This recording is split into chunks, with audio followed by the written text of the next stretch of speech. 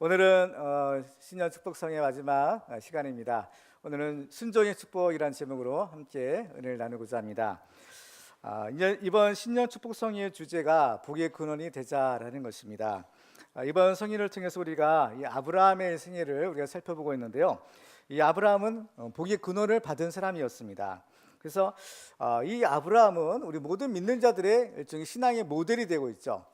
그래서 이 성경을 보면 우리 신앙생활에는 이 모델이 필요하다라는 것을 알 수가 있어요. 그래서 구약 시대의 신앙의 모델 하면 아브라함인 겁니다. 신약 시대의 신앙의 모델 예수님인 겁니다. 그래서 항상 하나님께서는 우리들에게 이 신앙의 모델을 이렇게 제시해 주세요. 그래서 우리가 이 분들처럼 살아야 된다, 이분들처럼 믿어야 된다라는 그러한 어떤 그 기준, 이것을 우리에게 제시해 주시는 겁니다. 그래서 이스라엘 자손들은요, 그 믿음의 조상인 그 아브라함을 보면서 우리가 어떻게 하나님을 경외해야 되는가, 이것을 배웠던 겁니다. 그러니까 우리가 하나님을 경외하는 신앙, 이것은 어떤 이론으로 되는 것이 아니에요. 이것은 우리가 직접 눈으로 보고 듣고 또 체험하면서 신앙생활을 하는 겁니다. 그렇기 때문에 이 신앙의 모델이 굉장히 중요한 거죠. 그래서 아브라함이 좋은 믿음을 가졌더니 그 아들도 그 믿음을 본받고 또 야곱도 본받고, 그래서 그 후손들이 계속해서 그 좋은 믿음을 계승해서 바로 하나님의 나라를 이룰 수 있었던 겁니다. 마찬가지요, 신약시대도 예수님이 오셔서 바로 우리가 예수님처럼 살아야 되겠구나. 그래서 예수님은 우리 신앙의 우리의 모델이 되는 거예요. 우리 인간 창조의 원형이 되신 분이며, 또 우리가 하나님을 어떻게 경외해야 되는가, 바로 그 모델을 하나님께서 예수 그리스도를 통해서 제시해 주시는 겁니다. 그렇기 때문에 우리가 신앙생활을 할 때에는 바로 예수님처럼 또 아브라함처럼 이렇게 하나님을 믿어야 되는 겁니다. 우리 신앙생활에서의 핵심이라는 것은 믿음인 거죠. 그래서 히브리서 11장에 보면 믿음이 없이는 하나님을 기쁘시게 하지 못하나니 하나님께 나아가는 자는 반드시 그가 계신 것과 또한 그가 자기를 찾는 자들에게 상 주시는 이심을 믿어야 한다 말씀합니다. 그렇죠? 믿음인 거예요. 그렇죠? 근데 우리가 아무리 하나님을 믿는다 하지만 우리의 믿음이 하나님께 인정받지 못한다면 우리는 이제 큰 문제가 아닐 수가 없는 겁니다. 그러면 결국 구원도 받을 수가 없고, 또 그야말로 슬피 울며 이를 가는 그런 저주받은 인생이 될 수밖에 없는 것입니다. 그렇기 때문에 오늘 말씀을 통해서 우리들은요, 하나님께 그 믿음을 인정받은 이 아브라함을 본받아서 우리도 참된 믿음을 가지고 하나님 원하시는 복의 근원들이 다 되시기를 주님의 이름으로 축원합니다. 자, 오늘 본문을 보면 하나님께서 아브라함을 부르시는 장면이 이제 기록되어 있어요. 우리 1절 한번 같이 읽어볼까요? 시작. 그 일 후에 하나님의 아브라함을 시험하시려고 그를 부르시되 아브라함아 하시니 그가 이르되 내가 여기 있나이다. 자, 하나님이 아브라함을 부르셔요. 왜 부르셨다고 했어요? 이 아브라함을 시험해 보시려고 하는 거예요. 복을 주셔야 되는데 시험하신다는 겁니다. 그렇죠? 이 시험에는요, 몇 가지 종류의 시험이 있고, 또 시험에도 여러 가지 의미가 있다라는 것을 우리가 알 수가 있어요.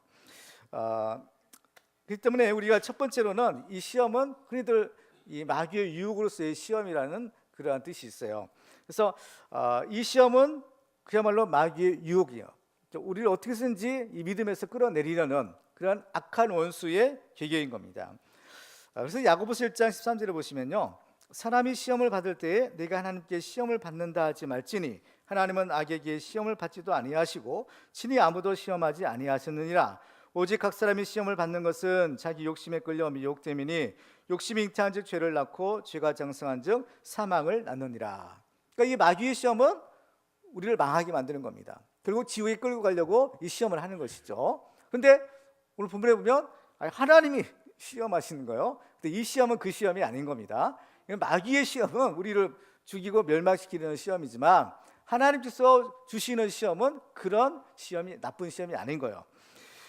그래서 성경에 보면 똑같은 이 시험이라는 말로 이제 번역을 했기 때문에 조금 헷갈리는 경우가 있어요. 그래서 오늘 본문에도 하나님께서 아브라함을 시험하시려고 부르셨다 했는데, 이 시험이 어떤 시험이냐? 하나님이 허락하시는 시험은 연단으로서의 시험이라는 뜻이 있는 겁니다. 이 하나님이 허락하시는 시험은요, 궁극적으로 우리에게 유익을 주는 거예요. 그러니까 하나님께서 우리에게 하신 뜻은 선하신 겁니다. 선하신 뜻이요, 우리에게 복을 주시려는 거예요. 어떻게든지 우리를 잘되게 하시려는 겁니다. 그러니까 지금 하나님이 아브라함을 시험하시는 것도 아브라함을 망하게 하는 것이 아니라 아브라함을 잘되게 하시려고 지금 이 시험을 하신다는 거죠. 그래서 이 시험을 통해서 우리들은요, 어떤 유익을 얻느냐? 첫째는 우리의 믿음의 실상을 발견하게 해요. 그렇죠? 내 믿음이 어떤 믿음인가라는 것을 이 시험을 통해서 알 수 있다는 겁니다. 평상시에는 잘 몰라요. 내가 하나님 잘 믿는 것 같은데, 근데 막상 시험을 딱 닥쳐보면요, 아, 내 믿음이 너무나 보잘것없구나라는 것을 알 수가 있는 겁니다. 그렇죠? 그렇기 때문에 이 시험은 우리 자신의 실상, 특히 하나님에 대한 우리의 믿음의 실상을 드러내는 그러한 역할을 하는 겁니다. 그래서 이 하나님께서 이 지금 아브라함도 이 시험을 하시려는 것은 아브라함의 믿음이 어떤가라는 것을 지금 드러내려는 거예요. 지금 아브라함의 믿음이 어떤 믿음인지를 우리는 모르잖아요. 하나님은 아시죠. 하나님 중심으로 보시니까 아시지만 사람들은 아브라함의 믿음이 어떤지 아나요? 모르는 겁니다. 그렇죠? 근데 이 아브라함의 믿음은 하나님 보실 때 너무 좋은 믿음이에요. 하나님이 기뻐하시는 믿음, 하나님이 원하시는 믿음인 겁니다. 그렇기 때문에 하나님께서는 이 시험을 통해서 아브라함의 이 좋은 믿음을 드러내시는 거예요. 그래서 사람들이 다 그 믿음을 알고 어떻게요? 아브라함 같은 믿음을 가져라. 여기 하나님의 뜻이 있는 겁니다. 그렇죠? 그리고 이 시험을 통해서 우리들은요, 우리 믿음이 연단을 또한 받게 되는 거예요. 그러면 자, 우리가 일단 시험에 딱 닥쳤을 때 우리 믿음이 드러나지, 실상이 드러나요. 이제 아브라함처럼 이런 좋은 믿음의 단계에 이르면 너무나 좋겠지만 우리가 거기에 미치지 못해요. 그러면 어떻게 해야 될까요? 우리가 이제 좋은 믿음이 되려고 또 노력을 하는 거죠. 하나님이 원하시는 믿음이 이 정도인데 시험 당해보니까 내 믿음은 이 정도밖에 안 돼요. 그러면 어떻게 해요? 이 믿음을 위해서 더 노력을 해야 되는 겁니다. 근데 이 시험 자체가 주는 유익이 있어요. 그 뭐냐? 우리 믿음을 어떻게 좋게 만든다는 거예요. 우리 믿음을 더 순결하고 우리 믿음을 더 좋은 믿음으로 성장시키는 유익이 있는 겁니다. 그래서 잠언 17장 3절에 보시면 도가니는 은을, 풀무는 금을 연단하거니와 여호와는 마음을 연단하시느니라 라고 말씀하세요. 그렇기 때문에 우리가 시험을 통해서요, 우리가 얻는 유익이 뭐냐? 하나님에 대한 믿음이 더 좋아지고 더 커진다라는 거예요. 그래서 욥기서 23장 10절 한번 같이 읽어볼까요? 시작. 그러나 내가 가는 길을 그가 아시나니 그가 나를 단련하신 후에는 내가 순금같이 되어 나오리라. 욥이 시험을 받았잖아요. 욥이 이 시험을 통해서 얻는 유익이 뭡니까? 하나님에 대한 믿음이 정말 좋아진 거예요. 물론 좋았었어요. 옛날에도 좋았지만 그러나 더 좋은 믿음으로 욥이 시험을 통해서 연단을 받은 겁니다. 그래서 그야말로 정말 이 순금 같은 믿음, 이 순결한 믿음, 하나님 원하시는 이 믿음은 이 불같은 시험을 통과를 해야 되는 겁니다. 우리가 금이나 은을 얻기 위해서도 이 광석이 용광로 속에 들어갔다 나와야 되잖아요. 마찬가지인 겁니다. 우리 믿음도 이렇게 연단을 받아야 된다는 거예요. 그래야만 하나님이 원하시는 이런 순결한 정금 같은 믿음이 될 수 있다는 겁니다. 그렇기 때문에 하나님이 허락하신 이 시험이라는 것은 우리로 하여금 복을 주시게 하는 겁니다. 그래서 축복의 기회로서의 시험인 거예요. 지금 아브라함이 시험 받았을 때 처음에는 굉장히 큰 걱정을 했겠죠. 우리가 생각해봐도 하나님 뭘 바치라고 하시는 거예요? 자기 아들을 바치라고 하는 겁니다. 여러분 같으면 어떠시겠어요? 서뜻 여기 있습니다 하고 내릴 수 있겠어요? 저는 조금 고민을 좀 해봐야 되지 않을까 생각도 드는데요. 어쨌든 간에 이런 하나님으로부터 너 네 아들 바쳐라 하시는 겁니다. 그러니까 이게 그야말로 보통 시험이 아닌 거예요. 이게 굉장히 큰 고민이 아닐 수 없는 겁니다. 걱정이 아닐 수가 없는 거죠. 근데요, 이 시험을 잘 통과하니까 이 어려운 시험이, 이 무서운 시험이 이 아브라함에게 큰 축복의 기회가 되었구나. 그런 거죠. 그러니까 이 시험을 당할 때요, 우리는 성경에 보면 우리가 시험 당할 때 어떻게 해야 되느냐, 이 시험을 대하는 자세를 우리에게 가르쳐 주는 거예요. 베드로전서 1장 6절과 7절 한번 같이 읽어볼까요? 시작. 그러므로 너희가 이제 여러 가지 시험으로 말미암아 잠깐 근심하게 되지 않을 수 없으나 오히려 크게 기뻐하는도다. 너희 믿음의 확실함은 불로 연단하여도 없어질 금보다 더 귀하여 예수 그리스도께서 나타나실 때에 칭찬과 영광과 존귀를 얻게 할 것이니라. 이 시험을 통해서 우리에게 이러한 복을 주신다는 거예요. 그러니까 우리는 어떤 시험을 만나더라도 이것은 하나님께서 나를 사랑하시고 내게 복을 주시기 위한 기회다, 이 축복의 기회다, 이것을 알고요, 그 시험을 기쁘게 여겨야 되는 겁니다. 그래서 야고보서 1장 2절 이하에도요 이렇게 말씀하죠. 우리 같이 읽어볼까요? 시작. 내 형제들아, 너희가 여러 가지 시험을 당하거든 온전히 기쁘게 여기라. 이는 너희 믿음의 시련이 인내를 만들어내는 줄 너희가 알미라. 인내를 온전히 이루라. 이는 너희로 온전하고 구비하여 조금도 부족함이 없게 하려 함이라. 이 시험이 주는 유익이라는 겁니다. 그렇죠? 그러니까 시험을 당할 때 우리는 어떻게 하라고 했어요? 기뻐하라는 겁니다. 기뻐하라. 시험을 당하실 때 기뻐하시기 바랍니다. 하나님의 말씀이에요. 그래서 시험 당할 때 뭐라고 했어요? 기뻐하라 하는 거예요. 기뻐하라. 여호와 하나님을 기뻐하는 것이 우리의 힘이라고 했죠. 기뻐하라는 거예요.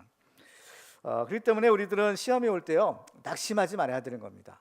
나한테 왜 이렇게 이런 어려운 시험이 왔는가? 왜 이렇게 어려운 이런 고난이 왔는가? 이게 낙심하지 말아야 되는 거예요. 왜냐하면 우리가 이런 어려운 시험을 당하면 당할수록 하나님께서 우리의 믿음을 지금 인정하시는 증거인 겁니다. 증거인 거예요. 왜냐하면요, 우리가 어떤 시험을 당하면 하나님께서 그 시험을 이길 수 있는 능력을 또한 아울러 주시기 때문인 거예요. 그렇죠? 자, 고린도서 10장 13절 같이 읽어볼까요? 시작.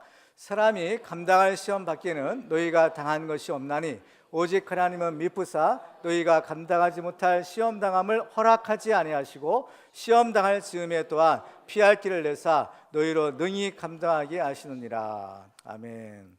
그러니까 어려운 시험을 당하면 당할수록 하나님이 우리의 믿음을 그만큼 귀하게 지금 여겨주시는 겁니다. 그러니까 믿음이 작은 사람에게는 큰 시험이 하나님이 허락하지 않으시는 거예요. 감당하지 못할 시험을 허락하지 않으시는 겁니다. 그러니까 우리에게 어려운 시험이 오면 올수록 하나님께서 내 믿음을 지금 굉장히 좋게 지금 인정하시는구나. 하나님 같은 이 증거라고 볼 수가 있는 거죠. 그렇죠? 그 때문에 기뻐하라는 겁니다. 기뻐. 또 이 시험을 통해서 하나님께서 우리에게 엄청난 축복을 주시고자 하는 계획이 있기 때문에 먼저 이 시험이 오는 겁니다. 그렇죠? 그래서 이 시험을 잘 이기고 통과해야만 하나님의 시험 너머에 예비하시는 이 복을 받을 수가 있는 겁니다. 그렇죠? 그리고 우리는 이 시험을 당할 때요, 이 시험을 나만 당하는 것이라고 생각할 필요가 없어요. 이 시험은요, 모든 사람이 다 받는다라는 것을 아셔야 되는 겁니다. 왜 나만 겪는 고통이냐고 불평하지 마세요. 찬양 듣잖아요. 그렇죠? 이 고통, 이 시험, 이거는요 나만 당하는 것이 아니라는 겁니다. 이 시험은요 모든 사람에게 다 당하는 거예요. 예를 들면 지금 아브라함도 시험 받죠. 믿음의 조상 아브라함도 시험 받는 겁니다. 그러면 예수님은 어떠셨을까요? 예수님도 시험 받으셨잖아요. 시험 받으시는 겁니다. 그러니까 시험 없는 사람이 없는 겁니다. 시험 없는 사람이 없어요. 그러니까 이 시험을 통해서요 우리의 믿음이 점검을 받는 겁니다. 이 시험을 통해서 아까 우리 믿음의 실상을 드러낸다고 했죠.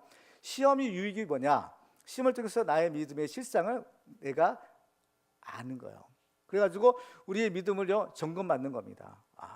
내가 금 같은 믿음인 줄 알았더니 금이 아니다. 이 지푸라기 같은 믿음일 수도 있어요. 그래서 내 믿음을 수시로 점검받는 거예요. 왜 이것이 중요하냐? 우리가 진짜 시험을 받아야 될 곳이 있어요. 그 뭐냐? 하나님의 심판대인 겁니다. 하나님의 심판대 앞에서 우리의 믿음이요 적나라하게 드러나고 우리가 행한 대로 믿음대로 심판을 받는 거예요. 진짜 중요한 시험이 바로 그 시험인 겁니다. 그러니까 우리가 이 세상에서 다 하는 시험은요 일종의 모의고사를 치르는 것이다라고 보면 돼요. 모의고사예요. 그러니까 모의고사를 통해서 어떻게 해요? 우리 자신을 자꾸 점검받고 모자라는 부분들 이제 발견하고 그래서 그걸 부추겨내는 거죠. 이와 마찬가지로 우리가 일생에 다 하는 시험들은요 진짜 있을 시험을 대비하기 위한 겁니다. 하나님 앞에서 받을 그 시험, 심판, 그 심판을 위해서 우리가 지금 이러한 시험을 통해 점검받는 거. 그래가지고 우리가 부족한 것 있으면 어때요? 보충하면 되는 겁니다. 이 시험은요 이렇게 우리의 유익이 됐지만 이건 결정적인 건 아니에요. 얼마든지 이건 보완할 수 있는 겁니다. 근데 하나님 앞에서의 이 심판, 이 시험은요 이건 결정적인 거예요. 이건 이제 더 이상 어떻게 해볼 수가 없는 거예요. 그래서 그 마지막 최후의 심판대 앞에서는 바로 우리 자신을 위해서 자꾸 지금 이러한 시험들을 허락하시는 겁니다. 이것을 없으면요 우리가 자칫하면 굉장히 그야말로 당황할 수가 있는 거예요. 나중에 그렇죠? 우리가 좋은 믿음 가진 줄 알았더니 실상 하나님 앞에 가보니까 이게 뭐 믿음이 하나님이 인정하시지 않는 믿음이 되면 어떡하겠어요? 내가 누구냐? 그죠? 우리는 천국 들어갈 줄 알았는데 하나님께서 너 누구냐? 그죠? 불법을 행한 자들아 떠나가라. 이렇게 되면 큰일 아니겠어요? 그러니까 하나님께서는 이 세상에서도 이런 시험들을 통해서 우리가 그날을 대비하라, 준비하라 하는 것입니다. 그러니까 우리가 이 시험을 당할 때는 어떻게 해요? 시험 당할 때는 어떻게 하라고 했어요? 기뻐하라는 겁니다. 이건 우리의 유익을 위한 것이구나. 하나님 우리를 사랑하셔서 허락하시는구나. 그죠? 이것을 우리가 알 필요가 있는 겁니다. 그래서 우리는 이러한 시험을 당할 때요, 절대로 낙심하거나 또 우리 믿음을 떠나서는 안 되는 겁니다. 어려움을 당한다고 해서 신앙 포기하고 다시 세상으로 나가면요, 이건 진짜 어리석은 사람인 겁니다. 이것은 사실 이런 사람은요, 사실은 이건 진짜 믿음이 없는 사람이죠, 사실은. 근데 우리가 진짜 믿음이 있는 사람이라면 어떠한 시험에도 낙심하지 않고, 그죠? 어떤 시험에도 우리 믿음을 잃어버리지 않는 거예요. 겨자씨만한 믿음만 있어도 어떻게 한다고 했어요? 이 산을 명하여 저기로 옮겨지라 해도 옮겨질 것이라는 겁니다. 이 믿음의 능력인 겁니다. 그러니까 이 하나님이 그 앞에 인정받는 이런 작은 믿음, 이런 작은 말이 있어도 어떻게 우리는 시험을 이길 수 있는 겁니다.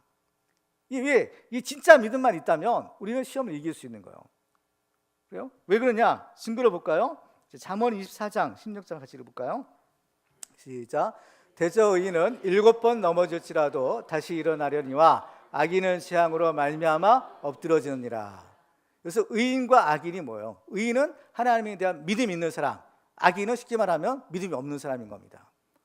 그러니까 악인의 특징은 뭐예요? 시험을 당할 때, 그죠? 완전히 엎드러져 버리는 겁니다. 하나님을 떠나가 버리는 거예요. 이게 악인인 거예요. 근데 의인은 어때요? 넘어져도 또 넘어져도 또 일어나는 거예요. 그죠? 아무리 교회에서 신앙생활 하다가 시험 들어가지고 뭐 교회 나가는 분들 있잖아요. 그죠? 그런 분들은요, 사실 엄밀히 말하면 진짜 믿음이 없는 겁니다. 진짜 믿음이 없어서 그런 거예요. 교회는 다니지만 믿음이 없을 수 있어요. 그런 분들은 어때요? 조그만 시험 당하면 에이 여기만 교회인가 뭐 해가지고 또 떠나가 버리는 거예요. 그래서는 안 되는 겁니다. 진짜 믿음을 가진 사람이라면 어떤 시험이 와도 교회를 나가면 돼야 안 돼요? 안 되는 겁니다. 여기가 생명의 자리예요. 교회 나가면 이거는 구원에서 멀어지는 겁니다. 그렇기 때문에 그런 분들은, 진짜 믿음 있는 분들은 어때요? 아무리 시험이 오고 핍박이 오고 교회 나가라 해도 여기 나갈 수 없습니다. 그렇죠? 아무리 득점 있고 나가래도 나갈 수가 없는 거예요. 진짜 믿음 있는 사람이라면. 그러니까 우리가 이 믿음을, 우리 자신을 잘 점검해 볼 필요가 있는 것입니다. 그렇기 때문에 정말 우리들은 이 하나님께서 우리에게 행하신 뜻이 뭔가, 그렇죠? 그러니까 우리가 이러한 시험이 오고 또 이러한 핍박과 환난이 와도, 그렇죠? 하나님께서는 결국에 우리를 합력하여 선을 이루게 하시는 겁니다. 로마서 8장에 보면 우리가 알거니와 하나님을 사랑하는 자 곧 그의 뜻대로 부르심을 입은 자들에게는 모든 것이 합력하여 선을 이루니라. 지금 당장에는 어려움이 있어요. 지금 당장에 시험이 있어요. 그러나 하나님께서는 모든 것을 다 합력하여 선을 이루게 하시는 겁니다. 그렇죠? 그러니까 우리 믿는 사람도 시험을 당할 수가 있죠. 시험 당할 수 있는 겁니다. 베드로도 시험 당했어요. 그죠? 베드로도 처음엔 넘어졌잖아요. 근데 넘어졌는데 베드로는 어때요? 다시 일어난 겁니다. 그죠? 의인은 7번 넘어져 다시 일어났다. 그죠? 실패했어요. 엄청난 큰 실패를 한 거죠. 그런데 불구하고 어떻게 해요? 베드로에게 믿음이 있었던 겁니다. 큰 믿음이 작은 믿음이죠. 어쨌든 간에 믿음이 있었던 거예요. 예수님께서는 베드로에게 넌 반석이다 하셨는데 어쨌든 이 베드로는 이 믿음으로 다시 일어나고 다시 회복할 수 있었던 거예요. 근데 가룟 유다는 어때요? 가룟 유다는 그냥 끝나버리고 말해요. 이게 믿음의 차이인 겁니다. 이게 진짜 믿음을 가진 사람인지 그렇지 않은 사람인지 바로 여기서 시험을 당할 때 여기서 구분이 되는 것이죠. 그렇기 때문에 정말 우리들은 이 믿음을 가지고 어떤 시험과 또 어떤 고난도 이것을 기쁘게 여기고 이 믿음으로 이겨야 된다. 그렇죠? 하나님께서 우리에게 시험 허락하신 것, 이것은 우리를 사랑하시고 우리가 복을 주시기 위함이구나 라는 것을 우리가 알고 우리가 시험을 잘 감당하시기를 주님의 이름으로 축원합니다. 자, 그러면 이제 오늘 본문에 나오는 이 아브라함, 이 시험 받았어요. 하나님이 그를 시험하라고 부르셨다는 겁니다. 하나님이 시험 받았을 때, 그렇죠? 이 시험의 내용이 아주 이게 보통 시험이 아닌 거죠. 그러니까 믿는 자들에게 주시는 시험이나 또 악한 원수들의 마귀가 주는 시험이나 다 시험은 어려운 겁니다. 하나님이 주시는 시험이라고 해서 어렵지 않는 것이 아닌 거예요. 시험은 그 말로 불같은 시험인 겁니다. 왜? 어려운 거예요. 눈물 나는 겁니다. 고통스러운 거예요. 그래서 시험인 겁니다. 근데 아브라함은 이 시험을 어떻게 했어요? 시험에 졌어요? 이겼어요? 이겼어요. 이 시험을 이기고 믿음의 승리자가 됐고 믿음의 조상이 된 겁니다. 그렇죠? 그러면 아브라함은 어떻게 해서 이 시험을 이겼을까? 어떻게 이 시험을 통과했을까? 아브라함은 하나님의 명령에 순종합니다. 이 명령에 순종해서 결국에 시험을 통과했는데, 이 아브라함의 순종을 우리가 통해서 우리들도 시험 당할 때 어떻게 이 시험을 이길 것인가, 그것을 우리가 비결을 찾아볼 수 있고 알 수가 있는 것이에요. 자, 이 아브라함의 순종의 특징들이 몇 가지가 있는데요. 첫 번째로는 아브라함은 절대적인 순종을 했다라는 것입니다. 아브라함은 하나님께서 그 명령하시죠. 오늘 본 2절을 같이 한번 읽어볼까요? 오늘 본 2절, 시작. 여호와께서 이르시되 내 아들 내 사랑하는 독자 이삭을 데리고 모리아 땅으로 가서 내가 내게 일러준 한 산 거기서 그를 번제로 드리라 했습니다. 자, 이 이삭을 바치라는 겁니다. 그런데 이삭이 이 하나님의 말씀을 들었을 때 하나님께 왜 바쳐야 되느냐 묻지 않았어요. 왜 바쳐야 되는데요? 만약에 하나님께서 우리에게 이런 말씀을 주셨다면 저는 한번 물어볼 만할 것 같아요. 그래서 이삭이 어떻게 하나님 주신 아들인데 이삭을 바치라고 합니까? 이삭을 바치라고 하면 번제로 드리라는 것은 그냥 죽이는 것도 아니고 죽여서 사지를 다 전달하고 그 안에 내장 다 끄집어내고 그리고 불로 태워서 드리는 거라는 거예요. 그런데 왜 하나님께서 이렇게 이삭을 바치라고 하실까? 주실 때는 언제고 또 바치라고 할 때는 언제고, 이게 도대체 하나님이 어떤 분이시냐? 도대체 하나님 여기 무슨 뜻이 있으니까 물어볼 만하잖아요. 그래서 아브라함도 사실 이해가 안 가는 겁니다. 근데 아브라함은 한마디도 안 해요. 그야말로 묻지도 따지지도 않고 그냥 순종하는 겁니다. 그렇죠? 하나님 말씀하시니까 예밖에 없어요. 예수님도 그러죠.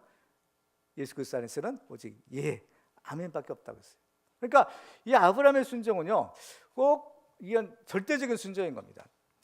우리들은 뭐가 좀 이해가 돼야만, 그죠? 하나님의 뜻이 좀 이해가 되고 그럴만 하구나, 그럴 때 우리는 잘 순종할 수 있는데, 아브라함 경우는 그렇지 않은 겁니다. 왜 바치라고 하는지 이유를 모르는 거예요. 도대체 모르는 거죠. 그럼에도 불구하고 이 아브라함은 순종하는 거예요. 그렇죠? 우리가요, 하나님을 이제 믿잖아요. 신앙생활 하는 데 있어서 우리가 이 하나님의 일들, 또 하나님의 뜻을 우리가 알아야 되지만, 중요한 것은 우리가 알아야 되지만 모든 하나님의 뜻을 우리가 다 알 수는 없는 겁니다. 이게 우리 인간의 한계예요. 우리가 하나님의 모든 것을 다 알려고 하는 것, 이것도 욕심인 겁니다. 그러니까 우리가 하나님에 대해서 알 수 있는 것은 그야말로 계시의 범위 안에서만 알 수 있는 거죠. 그러니까 하나님께서 알려주시는 범위 안에서만 아는 거지, 알려주시지 않는 것까지도 우리가 억지로 알려고 해서는 안 돼요. 성경에 보면 억지로 풀려다가 잘못된 길로 빠진 사람도 있었다고 했잖아요. 그러니까 우리가 이 하나님에 대한 지식은 너무나 귀한 것이지만 하나님께서 알려주시는 범위 안에서만이 가능하구나, 그것을 넘어서면 어때요? 이것도 교만인 겁니다. 이것도 욕심인 거예요. 그렇죠? 그래서 때로는 우리가 다 하나님의 어떤 뜻을 다 이해할 수는 없을 때가 있어요. 그렇죠? 자, 이사야서 55장 8절과 9절 같이 읽어볼까요? 시작. 이는 내 생각이 너희의 생각과 다르며 내 길은 너희의 길과 다름이니라. 여호와의 말씀이니라. 이는 하늘이 땅보다 높음같이 내 길은 너희의 길보다 높으며 내 생각은 너희의 생각보다 높음이니라. 아멘. 그렇죠? 우리 하나님의 뜻은 다 알 수는 없는 겁니다. 알 수는 없어도 중요한 한 가지 믿음은 필요해요. 뭐냐? 하나님이 우리에 향하신 뜻은 선하신 뜻. 하나님 우리를 사랑하시고 우리의 복 주시고 어떻게든지 합력하여 선을 이루게 하시는 것이 우리 향한 하나님의 뜻이라는 겁니다. 우리 향한 하나님의 뜻은 선하신 것이에요. 우리를 잘되게 하시는 겁니다. 우리를 망하게 만드는 것이라면 우리가 따를 필요 없어요. 그러나 하나님의 뜻은 우리를 잘되게 하시고 우리의 복 주시게 하시기 위한 거예요. 그렇기 때문에 내가 이해 안 돼도요, 하나님 말씀하시면 그대로 따르는 것이 중요한 거예요. 이게 믿음인 겁니다. 믿음은 눈에 보이지 않아도, 내가 이해 안 돼도 하나님 말씀하시면 그대로 순종하는 거예요. 이게 아브라함의 믿음이었던 겁니다. 이 믿음이 중요해요. 사실 굳이 이것을 해석해 보면요, 이래요. 하나님께서 아브라함에게 가장 귀한 독자 이삭을 바치라고 한 것, 이것은 장차 하나님께서 우리를 위하여 독생자를 주시는 것을 의미하는 겁니다. 하나님이 우리를 구원하시기 위하여 어떻게 했어요? 독생자를 우리에게 내어주시고 예수님이 우리 죄를 담당하시고 십자가에서 처참하게 죽으시는 거예요. 십자가 되어 죽으시는 거죠. 이게 뭐예요? 마치 하나님 앞에 어린 양으로서 예수님이 제물로 바쳐지는 겁니다. 그렇죠? 그러니까 이삭을 번제로 드리라. 이거 뭐예요? 예수님을 의미하는 거예요. 응? 하나님께서 우리를 위하여 예수를 내어주시는 거, 바로 이것을 의미하는 겁니다. 그러니까 우리는 지금에 와서는 의미를 알죠. 왜 하나님께서 아브라함에게 이삭을 바치라고 하셨는지 우리는 아는 겁니다. 그러나 그 당시에 이 아브라함이 이걸 알았을까요? 몰랐어요. 이건 비밀이에요. 그렇죠? 하나님이 그 아들을 보내셔서 우리를 구원하시는 것은, 이 구원은 비밀이라고 했어요. 만세부터 감추어졌던 비밀, 그것이 예수 그리스도 통해서 드러났다라고 하셨잖아요. 그렇죠? 그러니까 우리는 이 하나님 일을 다 알 수는 없는 겁니다. 그러나 중요한 것은 하나님 우리를 사랑하시고 우리에게 복 주기를 원하신다, 나를 위하신다. 그렇기 때문에 하나님께서 말씀하시는 것은 다 누구를 위한 거예요? 나를 위한 것이구나. 그래서 우리는 무조건 하나님의 말씀에 순종하는 겁니다. 이 믿음이 중요한 거예요. 믿음이 중요해요. 그렇습니다. 아브라함이 그 하나님의 말씀에 1절 이런 방구도 없이 순종한 것처럼 예수님도 어때요? 예수님 하나님의 말씀에 순종하는 거죠. 이사야서 53장 7절에 보면 같이 한번 읽어볼까요? 시작. 그가 곤욕을 당하여 괴로울 때에도 그의 입을 열지 아니하였으며 마치 도수장으로 끌려가는 어린 양과 덜 까는 자 앞에서 잠잠한 양같이 그의 입을 열지 아니하였도다. 아브라함이 입을 열지 않고 그냥 하나님의 말씀에 묵묵히 순종한 것처럼 예수님도 그렇습니다. 내가 왜 죽어야 되는데요? 이게 아니에요. 그래서 하나님이 말씀하시니까 그냥 묵묵히 아무 말 없이 그냥 고난을 당하시는 겁니다. 그렇죠? 그랬습니다. 우리가 이제 아브라함에게서 이제 배우는 이 순종의 비결은 하나님의 말씀이라면 무조건 순종이에요. 그렇죠? 묻지도 따지지도 않고 절대적인 순종. 그렇죠? 누구의 말씀이니까? 하나님의 말씀이니까. 그렇죠? 하나님의 말씀이기 때문에 우리는 하나님을 믿기 때문에 순종할 수 있다라는 것입니다. 그렇죠? 그래서 이 명령에 순종하느냐, 그렇지 않느냐, 여기에 우리의 생명이 달려 있는 것입니다. 그렇죠? 그래서 이 아브라함의 순종이 바로 우리의 순종이 되기를 주님의 이름으로 축원합니다. 두 번째로 이 아브라함의 순종의 특징은 즉각적인 순종이더라라는 것입니다. 하나님의 명령을 받던 아브라함이 어떻게 했을까요? 자, 오늘 3절 같이 읽어볼까요? 시작. 3절이요. 3절, 예, 저 10절에 나왔는데 내용은 맞는 것 같아요. 시작. 아브라함이 아침에 일찍 일어나 나귀의 안장을 지우고 두 종과 그의 아들 이삭을 데리고 번지에 쓸 나무를 쪼개어 가지고 떠나 하나님이 자기에게 일러주신 곳으로 가더니. 아멘. 금방 고쳐졌네요. 3절로. 네. 자, 보시면 아브라함이 어떻게 해요? 아침에 일찍 일어났다고 했어요. 하나님의 명령을 받은 즉시로 아브라함이 순종의 길을 떠나는 겁니다. 아브라함이 그러면 왜 일찍 출발했을까요? 그렇죠? 자, 이 순종을 즉시 하지 못하면 어때요? 이 순종하기 어렵다는 것을 알기 때문인 겁니다. 이게 보통 일이 아니잖아요. 보통 일이 아닌 겁니다. 그 때문에 아브라함은 하나님의 말씀을 받은 즉시로 자기가 할 수 있는 모든 환경과 여건에서 가장 빠른 시간에 하나님의 말씀에 순종하려고 길을 떠난 거예요. 우리 믿는 사람들은요, 하나님의 뜻을 우리가 잘 분별해야 되는 겁니다. 이것이 하나님이 원하시는 것인지 아닌지 하나님의 뜻을 우리가 잘 신중하게 분별해야 돼요. 그러면 그리고 나서 이게 하나님의 뜻이다라는 이러한 확신이 들면, 그죠? 그 뜻을 순종하는 것. 순종할 때 어떻게 해요? 아브라함처럼 즉시로 순종하는 것이 좋습니다. 그렇죠? 하나님께서 우리들에게요, 때로는 어떤 일들을 알려주시고 어떤 것을 우리에게 원하시는 것이 있어요. 예를 들면 성령의 감동을 통해서, 그렇죠? 하나님의 말씀을 듣거나 또 읽거나 할 때 하나님의 성령의 감동을 통해서 우리에게 깨닫게 하시고 알려주시는, 또 감동을 주시는 것들이 있어요. 그렇죠? 그런 것들이 잘 분별하셔서 이게 하나님 주시는 생각이구나, 이것을 우리가 알면요, 거기에 즉각적으로 순종하는 것이 중요한 겁니다. 자꾸 시간을 미루고 조금 이따가 해야지, 좀 더 생각해보고 해야지, 이랬다가는요, 그 뜻대로 순종할 수가 없는 거예요. 없는 겁니다. 우리가 언제 제일 잘 순종할 수 있느냐? 그것은 하나님께서 우리에게 깨닫게 하시고 우리에게 성령의 감동을 주셨을 때, 바로 그때가 최고로 잘 순종할 때인 겁니다. 시간이 자꾸 지나면요, 그 성령의 감동이 점점 흐려지죠. 뚜렷했던 그 성령의 감동이 점점 흐려지는 겁니다. 그죠? 그러면 예를 들면 뭘 바치라, 뭐 드리라 했다고 생각해 보세요. 예를 들면. 그런데 시간이 자꾸 지나면 어때요? 이제 아까운 생각이 드는 겁니다. 이거 그죠? 꼭 이거 바쳐야 되나? 그죠? 아까운 생각이 들고, 그죠? 또 의심이 들기도 해요. 사주에는 이게 진짜 하나님 주신 생각인가? 의심도 드는 겁니다. 그죠? 그러니까 그러다 보면은 하루 이틀 자꾸 늦추다 보면 못하는 겁니다. 그죠? 그 때문에 소원을 갚는 거, 하나님 앞에 대한 소원도 어떻게 해요? 즉시로 갚아야 되는 거예요. 즉시로 이행해야 되는 겁니다. 그렇지 않으면요, 이 소원 못 갚는 수가 있어요. 그렇죠? 그러니까 이 하나님을 믿는 사람들, 믿음의 사람들의 특징은 뭐냐? 하나님이 명령하셨을 때, 하나님이 부르셨을 때 즉시 순종하더라는 겁니다. 그 예수님의 제자들 예수님 부르셨을 때도 보면요, 예수님의 제자들이 어때요? 조금 있다가 따르겠습니다, 이게 아니었죠. 즉시로 따랐다는 거예요. 자, 마태복음 4장 18절 이하를 한번 읽어볼까요? 시작. 갈릴리 해변에 다니시다가 두 형제 곧 베드로라 하는 시몬과 그 형제 안드레가 바다에 금을 던지는 것을 보시니 그들은 어부라. 말씀하시되 나를 따라오라. 내가 너희를 사람을 낚는 어부가 되게 하리라 하시니 그들이 곧 그물을 버려두고 예수를 따르니라. 그들이 언제 예수를 따랐다고 했어요? 곧이에요. 예수님 말씀하신 그 즉시 다 버렸다는 겁니다. 그물도 버려두고 아버지도 버려두고 배도 버려두고 즉시 예수를 따라간 거예요. 그러니까 이 사람들이 예수의 제자가 될 수 있는 겁니다. 이 사람들은 뭐 많이 배우지도 못해요. 좀 무식한 사람들이에요. 시골 사람들인 겁니다. 근데 예수의 제자가 되는 굉장히 중요한 한 가지 조건이 있었어요. 그 뭐냐?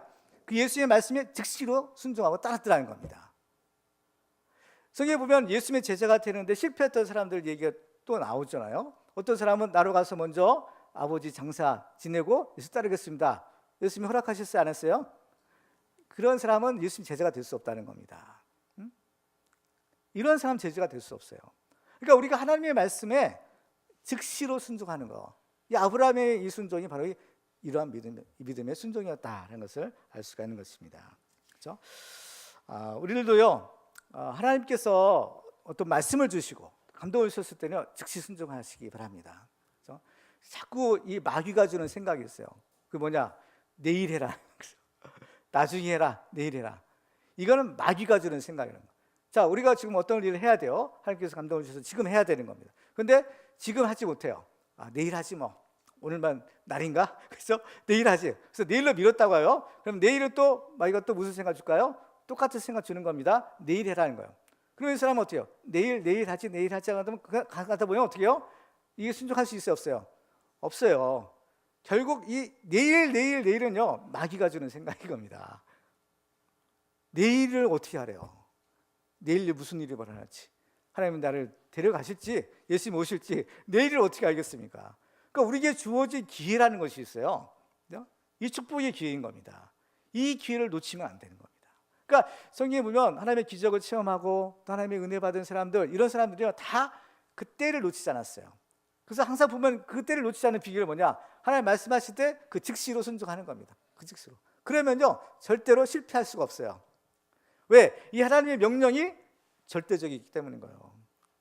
내가 해야 될 어떤 것보다 하나님의 명령을 따르는 것이 최고인 겁니다. 우선순위인 거예요.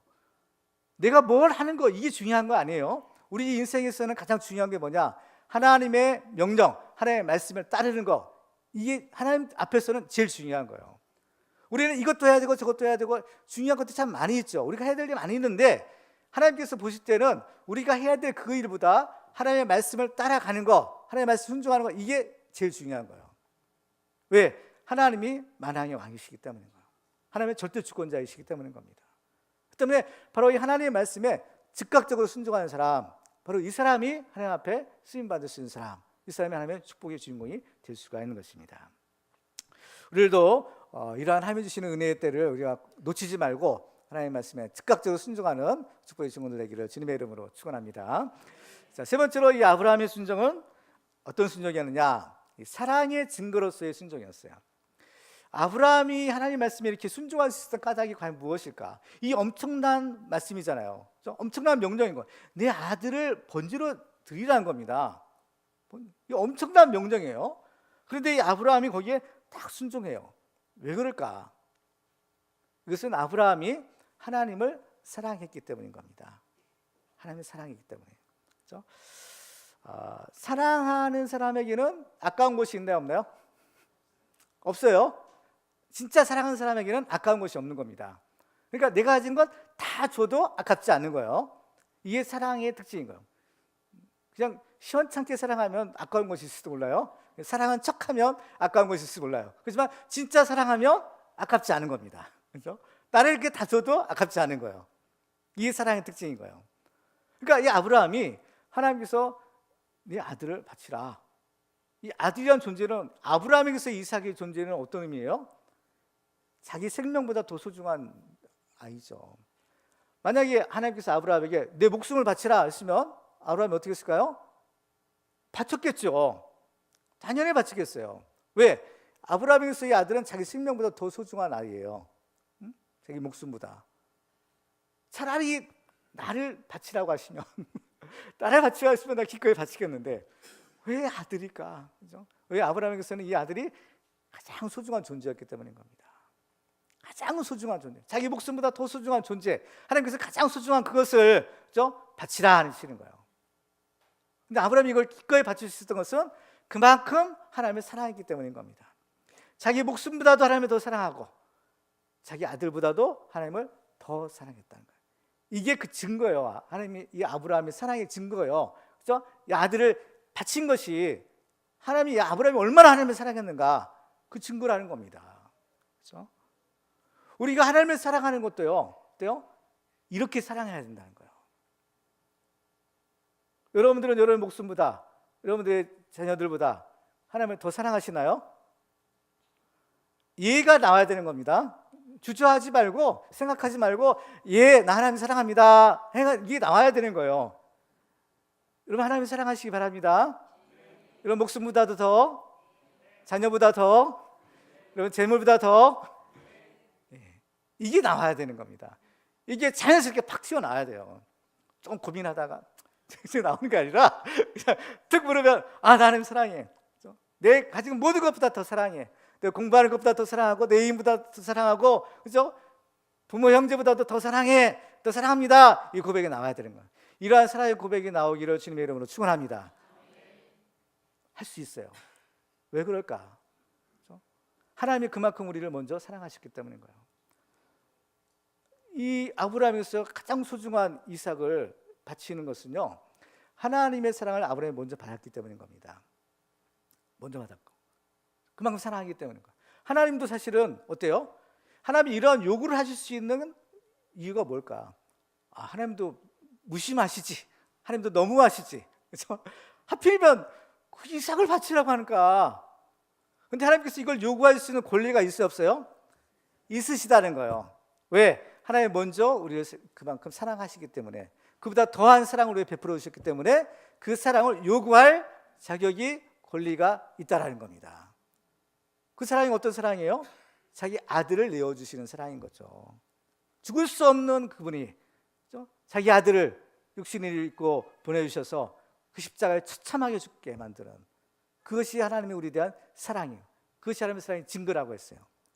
그 사랑을 베풀어 주셨기 때문에 이제 우리가 하나님을 믿고 예수를 믿는 사람들에게도 마땅히, 당연히 그 사랑을 요구하실 수가 있는 겁니다. 권리가 있는 거예요. 우리가 그 사랑을 먼저 받았기 때문에. 그죠? 이것이 없으면 우리가 정말 예수를 잘 믿을 수가 없어요. 이거 너무하는 건 아니야. 근데 맞아요. 우리가 제대로 신앙생활하고 제대로 하나님의 기적과 능력을 우리가 체험하려면 이 사랑이 있어야 되는 겁니다. 이 사랑이 없으면 우리가 사실 하나님을 제대로 믿을 수 있는 것도 아니에요. 믿는 것이 아닌 겁니다. 우리가 하나님, 여호와 하나님의 신앙이라는 것이 뭐예요? 내 여호와 하나님을 가장 최고로 우선순위로 두고 하나님을 최고로 사랑하는 것이죠. 이게 가장 기본 아니겠어요? 하나님보다 더 사랑하는 것이 있으면 돼요, 안 돼요? 안 돼요. 그건 뭐예요? 우상이에요? 우상인 겁니다. 하나님보다 더 사랑하고 소중한 것. 자칫 잘못하면 우리가 하나님 믿습니다 하지만 우상 숭배자일 수도 있어요. 이게 우리의 문제인 겁니다. 그러니까 우리는 하나님을 제대로 믿어야 되는 거예요. 제대로 믿으려면 하나님 최고로, 하나님 제일주의로 하나님을 사랑해야 되는 거예요. 그렇죠? 그래서 마태복음 10장 37절과 38절 한번 같이 읽어볼까요? 시작.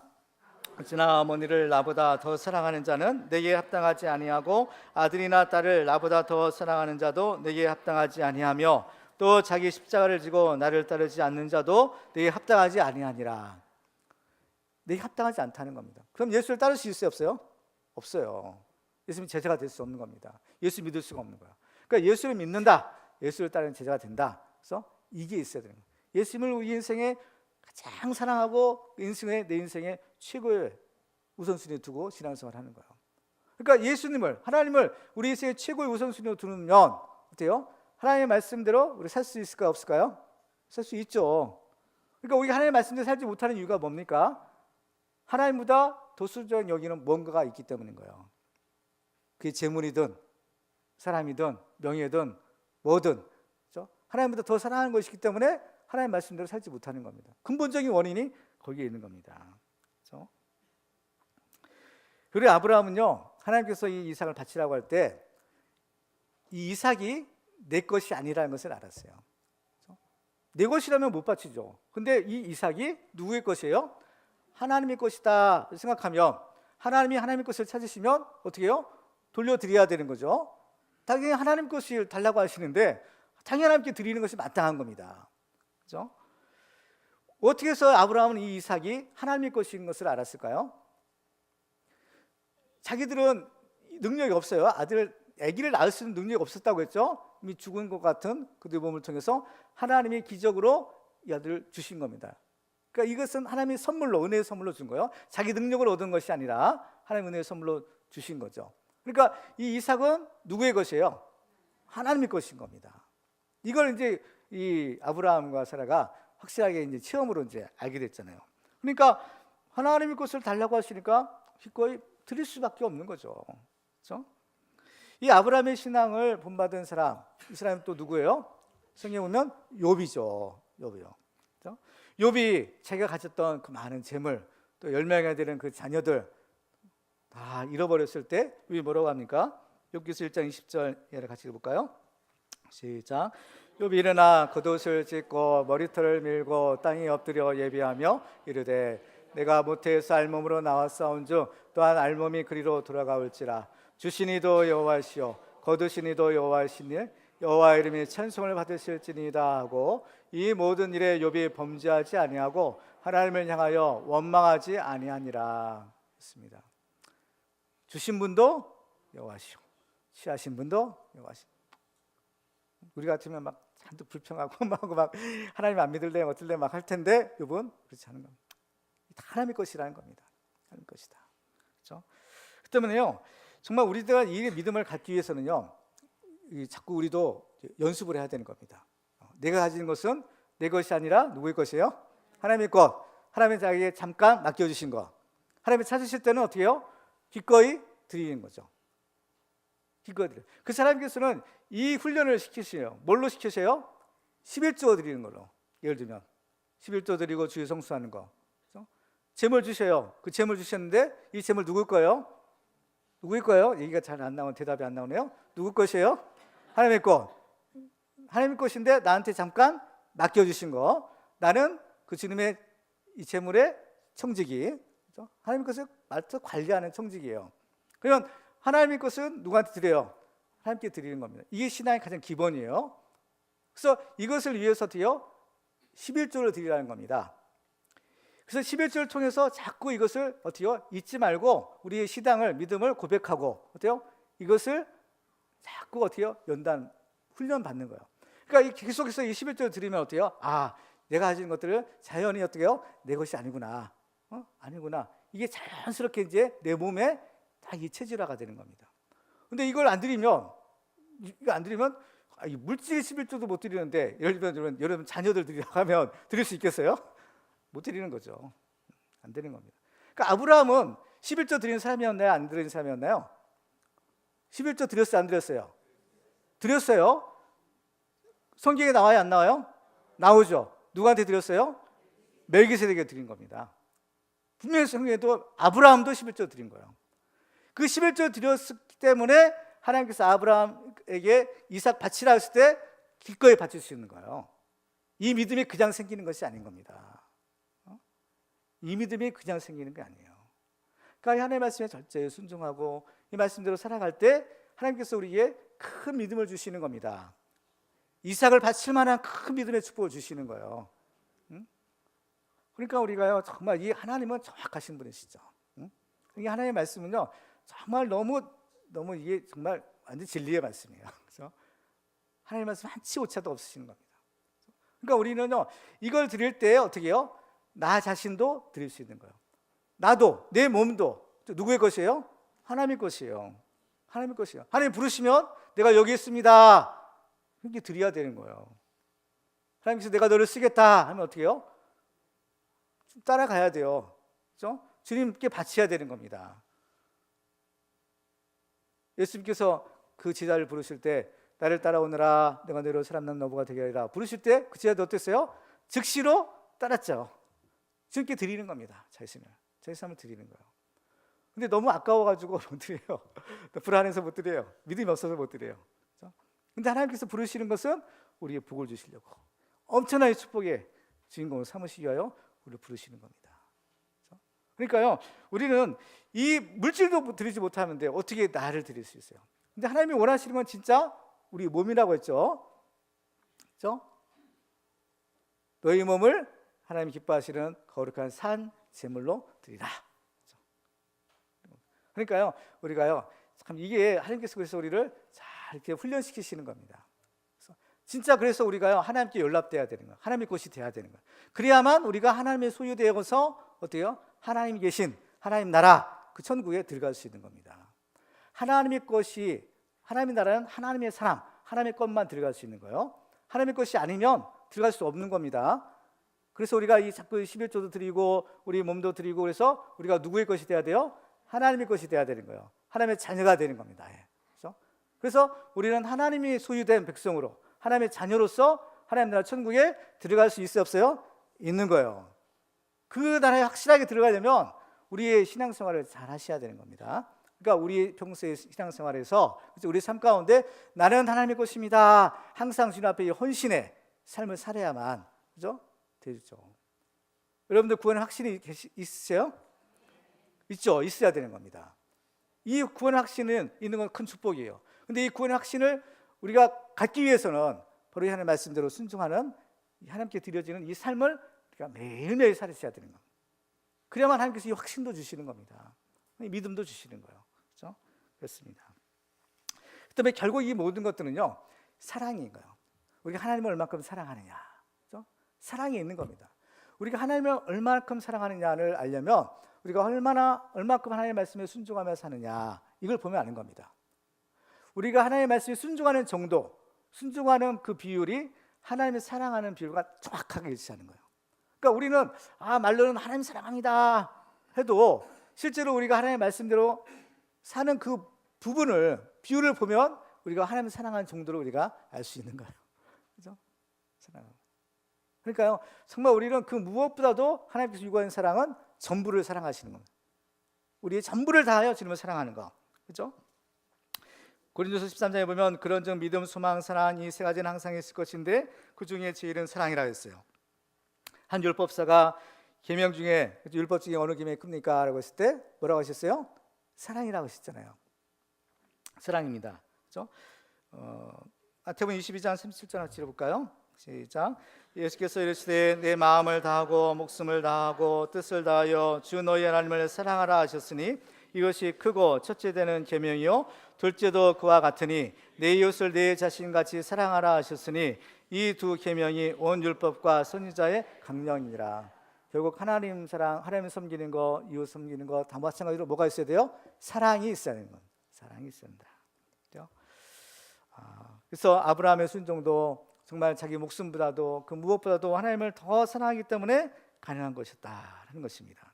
그래서 이 하나님의 말씀에 대한 순종이요, 결국 우리의 하나님에 대한 사랑의 증거가 되는 겁니다. 그러니까 왜 우리가 하나님의 말씀에 순종하는 게 중요하냐? 이 순종 자체보다 사실 더 중요한 것은 사랑이에요. 가장 근본적인 건 사랑인 겁니다. 사랑인데 우리가 하나님을 사랑하는 만큼 그 말씀에 순종하는 거예요. 그래서 말씀에 순종하는 것이 중요한 겁니다. 사랑은 어때요? 눈에 보여요, 안 보여요? 안 보이죠, 사랑은. 근데 사랑의 증거는 눈에 보일까요, 안 보일까요? 보여요. 사랑의 증거, 사랑의 열매는 눈에 보이는 겁니다. 그래서 예수님께서 뭐라고 하셨어요? 요한복음 14장 21절 같이 읽어볼까요? 시작. 나의 계명을 지키는 자라야 나를 사랑하는 자니 나를 사랑하는 자는 내 아버지께 사랑을 받을 것이요 나도 그를 사랑하여 그에게 나를 나타내리라. 그렇습니다. 나의 계명을 지키는 자라야 나를 사랑하는 자라는 겁니다. 그러니까 주님에 대한 사랑, 그 사랑의 증거가 뭡니까? 그 계명을 지키는 것, 말씀을 따르는 것. 그렇죠? 그러니까 말씀에 순종하는 것이 중요해요, 안 중요해요? 중요하죠. 그렇죠? 중요한 겁니다. 그렇죠? 왜? 우리의 하나님에 대한 그 사랑의 증거이기 때문인 거죠. 그러니까 계명을 안 지키면, 예를 들면 말씀을 안 지켜요. 그러면 반대로 그 사람은 하나님을 사랑하는 사람이에요, 아니에요? 아니라는 겁니다. 하나님을 사랑하기 때문에 계명을 지키는 거예요. 그렇기 때문에 우리 신앙생활에 있어서는요, 하나님의 말씀에 순종하는 것이 참 중요한 거예요. 그런데 우리가 이렇게 하나님의 말씀에 순종하는 것은요, 우리가 좀 착각하지 말아야 되는 거예요. 뭐냐면은 우리가 하나님의 말씀에 순종하는 것은 어떤 그 말씀을 지키거나 율법을 지켜서 구원받기 위한 것이 아니에요. 구원은 이것과는 상관이 없는 겁니다. 그런데 이건 또 중요해요. 중요해요. 왜냐하면 자, 우리가 구원받는 것은 하나님께서 우리에게 은혜 주시고 사랑하셔서 독생자를 보내주시고 예수님이 우리 죄를 다 담당하시고 십자가 달려 돌아가셨어요. 그리고 부활 승천하셔서 우리의 구세주가 되어주시는 겁니다. 그래서 우리가 구원받은 것은 우리가 할 수 있는 것은 아무것도 없어요. 하나님께서 예수 그리스도를 통해서 완벽하게 이루시는 겁니다. 우리의 구원은 하나님이 다 하신 거예요. 우리를 구원하기 우리가 할 수 있는 거 1%도 없는 겁니다. 이건 하나님이 예수 그리스도를 통해서 100% 완성해 놓으신 거예요. 근데 그 100% 완성된 구원을요, 우리한테 주시는 겁니다. 뭘로 주세요? 은혜의 선물로 주시는 거예요. 받으라라는 거예요. 그럼 우리는 어떻게 해요? 받는 거죠. 믿음으로 받는 겁니다. 믿음으로 예수님 영접하고 믿음으로 하나님 주신 선물 받는 거예요. 이게 영생을 얻는 겁니다. 이게 구원받는 거예요. 그러면 우리가 값없이 이 은혜를 받았어요. 구원받았어요. 그러면 구원받은 사람은 어떻게 살까? 구원받은 사람은 여전히 내 마음대로 내 뜻대로 살까요? 아니죠. 그것은 구원받은 사람이 아니에요. 진짜 구원받은 사람이라면 이제 그때부터는 이제 하나님을 사랑해서 하나님의 말씀대로 순종하며 살아가는 겁니다. 그래서 이 하나님의 말씀에 순종하는 것이 중요한 거예요. 구원받기 위해서 우리가 순종하는 것이 따르는 것이 아니에요. 이미 구원받았기에 순종하는 겁니다. 그러니까 구원받은 증거는 뭐예요? 그러니까 하나님의 말씀대로 사는 거죠. 물론 우리가 다 순종할 수는 없을 거예요. 그러나 어떻게 해서든지 하나님의 말씀대로 살려고 몸부림치고 노력하는 거, 이게 중요한 겁니다. 하나님 이걸 중요하게 보시는 거죠. 그래요. 그러니까 우리가 하나님, 여러분 진짜 구원 받으셨나요? 아멘. 그러면 하나님의 말씀대로 어떻게 해요? 살아야 되는 거예요. 살려고 노력하셔야 되는 겁니다. 안 되죠. 그러나 몸부림치셔야 되는 거예요. 바울처럼 날마다 하나님의 말씀 앞에 나 자신을 쳐서 복종시키는, 그렇죠? 날마다 하나님의 말씀에 무릎 꿇고 하나님의 말씀대로 살려고 몸부림치는 그것이 있어야 되는 거예요. 이게 우리가 구원받은 증거인 거예요. 구원받은 증거예요. 우리가 예수 믿고 구원받았다, 하나님 나라에 갈 수 있다, 이 구원의 확신, 이것도 어디서 얻을 수 있는 거예요? 우리가 하나님의 말씀대로 살려는 이런 몸부림 가운데, 그렇죠? 여기서 얻어지는 겁니다. 그러면 하나님께서 이런 사람을 사랑하셔서 자꾸 믿음도 주시는 겁니다. 큰 믿음도 주시는 거죠. 그리고 또 하나님의 말씀대로 순종할 수 있는 능력도 주시는 거예요. 처음에는 연약해서 할 수 없어요. 그렇지만은 하나님께서 정말 우리 소원이 하나님 말씀대로 내가 살겠습니다 이렇게 결단하고 하나님 앞에 무릎 꿇고 나갈 때 하나님께서는요, 그 말씀대로 순종할 수 있는 힘을 주시는 겁니다. 그렇기 때문에 우리 하나님의 능력으로, 바로 이게 성령의 능력이에요. 그렇죠? 성령의 능력으로 우리가 하나님의 말씀대로 순종하며 하나님을 기쁘시게 되는 삶을 살 수 있는 겁니다. 이게 진짜 예수 믿는 사람이죠. 예수님의 제자예요. 그렇죠? 하나님의 사람이 될 수가 있는 것입니다. 그렇죠? 그래서 우리가 이 하나님의 말씀대로 순종할 때요, 하나님이 약속하신 모든 복을 우리가 받을 수 있는 거예요. 하나님의 축복의 약속들이 있잖아요. 엄청난 축복의 약속들이 있는데 그 축복은 누구한테 주신다고 했어요? 하나님을 믿고 그 말씀에 순종하는 자에게 주신다고 했어요. 자, 신명기 28장 2절 같이 읽어볼까요? 시작. 내가 내 하나님 여호와의 말씀을 청종하면 이 모든 복이 내게 임하며 내게 이르리니. 아멘. 그렇습니다. 이와 같이 하나님의 말씀에 대한 순종은 하나님을 사랑하는 우리의 믿음의 증거요, 또 모든 축복을 받는 비결이 되는 겁니다. 그렇죠? 그래서 우리들도 정말 하나님의 말씀대로 순종하는 귀한 믿음의 축복을 받으시기를 주님의 이름으로 축원합니다. 그리고 또 이 아브라함의 순종의 특징은요, 부활 신앙의 순종이에요. 부활 신앙. 그러니까 이것은 이 아브라함이 하나님은 죽은 자를 살리시는 하나님이다라는 것을 믿었기 때문에 순종할 수 있었다는 겁니다. 그러니까 하나님에 대한 믿음을 갖는 것이 중요한데, 아브라함의 믿음은 어떤 믿음이었냐? 하나님은 죽은 자를 살리시는 하나님이다. 이게 부활 신앙인가요? 부활 신앙인 겁니다. 이 성경에 보면 아브라함이 이삭을 드렸을 때, 이 아브라함은 하나님이 이삭을 다시 살려주실 것을 믿었다고 했어요. 이 믿음이 있기 때문에 드릴 수 있는 겁니다. 자, 히브리서 11장 17절 이하를 같이 읽어볼까요? 시작.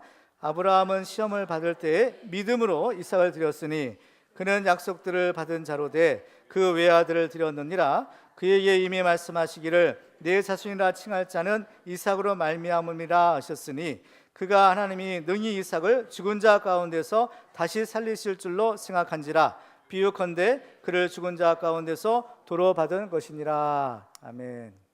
아브라함 이 믿음이 있었던 겁니다. 이 부활 신앙에 대한 믿음. 하나님은 죽은 자를 살리시는 하나님이다. 이 믿음이 있습니다. 이 믿음을 우리도 갖기를 바랍니다.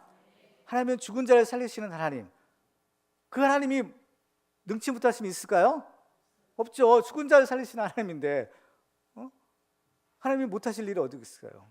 하나님은 또한 우리 병을 고치시는 줄 믿으시기 바랍니다. 죽은 자를 살리시는데 왜 못 일으키시겠어요?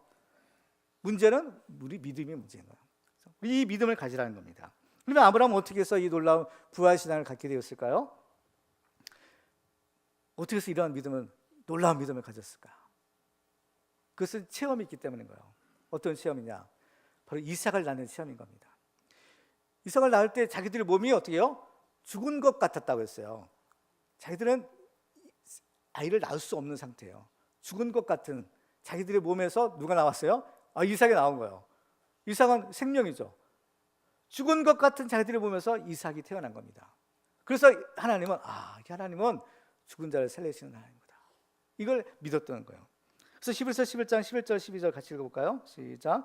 믿음으로 사라 자신도 나이가 많아 단산하였으나 잉태할 수 있는 힘을 얻었으니 이는 약속하신 이를 미쁘신 줄 알았습니다.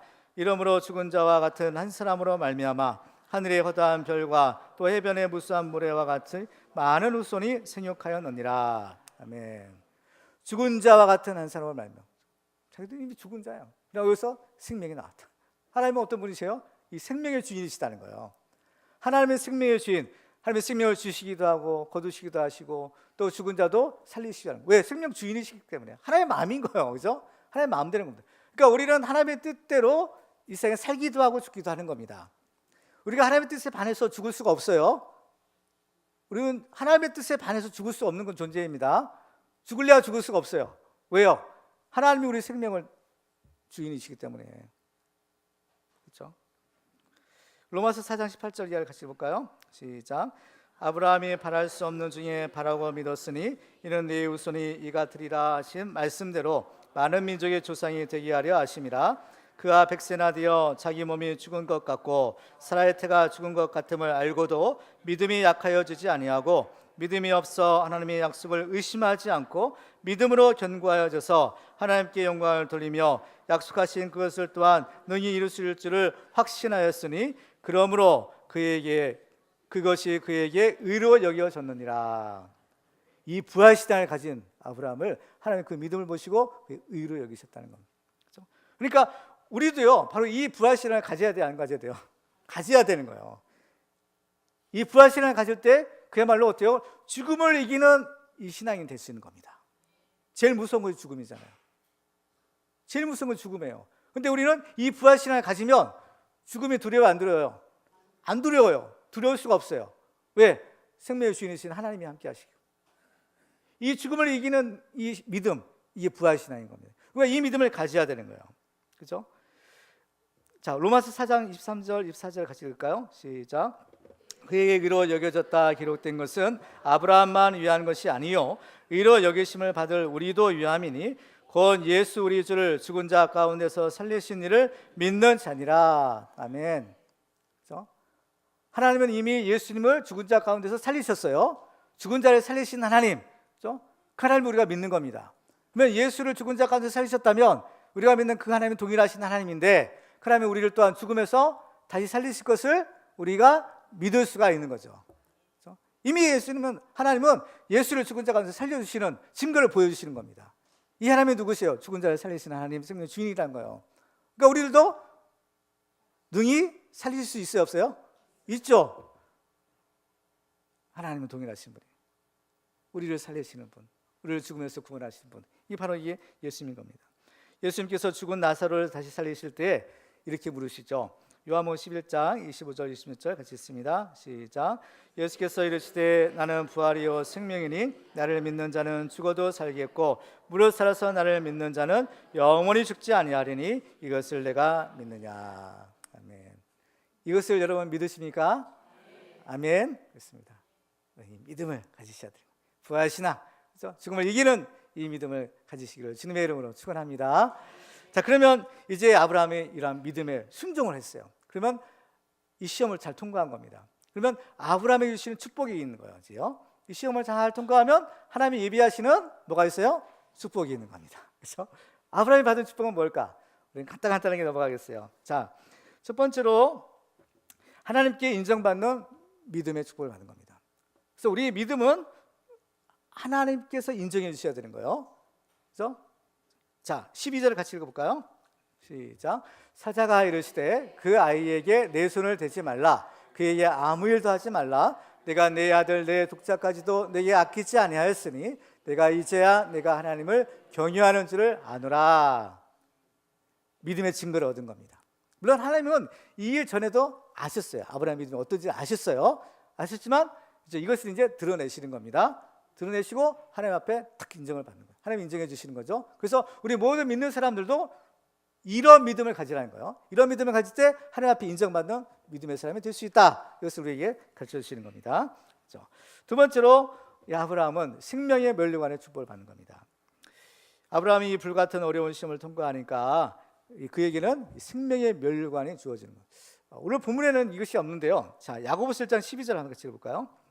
여기는 나와요. 시작. 시험을 참는 자는 복이 있나니 이는 시련을 견디어낸 자가 주께서 자기를 사랑하는 자들에게 약속하신 생명의 면류관을 얻을 것이기 때문이라. 아멘. 시험을 참고 이기는 자에게 뭘 주세요? 생명의 면류관을 약속하시는 겁니다. 그러니까 아브라함이 생명의 면류관을 받았을까요? 못 받았을까요? 받았죠. 그렇죠? 받았죠. 그렇습니다. 세 번째, 아브라함은 믿음의 조상이 되는 축복을 받는 겁니다. 그렇죠? 자, 그래서 아브라함은 모든 믿는 자의 조상이 되는 거예요. 로마서 4장 11절 12절 같이 읽을까요? 시작. 그가 할례의 표를 받은 것은 무할례시의 믿음으로 된 의를 인친 것이니 이는 무할례자로서 믿는 모든 자의 조상이 되어 그들도 이로 여기심을 얻게 하려 하심이라. 또한 할례자의 조상이 되었나니 곧 할례 받을 자에게뿐 아니라 우리 조상 아브라함이 무할례시에 가졌던 믿음의 자취를 따르는 자들에게도 그러하니라. 할례자이든 무할례자이든, 그렇죠? 유대인이든 이방인이든 모든 믿는 자들의 믿음의 주상이 됐다는 거예요. 그렇죠? 로마서 4장 18절 한번 더 읽어볼까요? 시작. 아브라함이 바랄 수 없는 중에 바라고 믿었으니 이는 내 후손이 이 같으리라 하신 말씀대로 많은 민족의 조상이 되게 하려 하심이라. 믿음의 조상이 된 거예요. 그렇죠? 네 번째로 이삭을 죽음에서 도로받는 축복을 받는 겁니다. 그렇죠? 히브리서 11장 19절 다시 한번 읽어볼까요? 시작. 이는 하나님이 능히 이삭을 죽은 자 가운데서 다시 살리실 줄로 생각한지라 비유컨대 그를 죽은 자 가운데서 도로 받은 것이니라. 아멘. 죽음에서 다시 돌려받은 거예요. 이미 하나님께 바쳤기 때문에 번제로 드리려고 했기 때문에 이미 하나님께서 받으시는 거죠.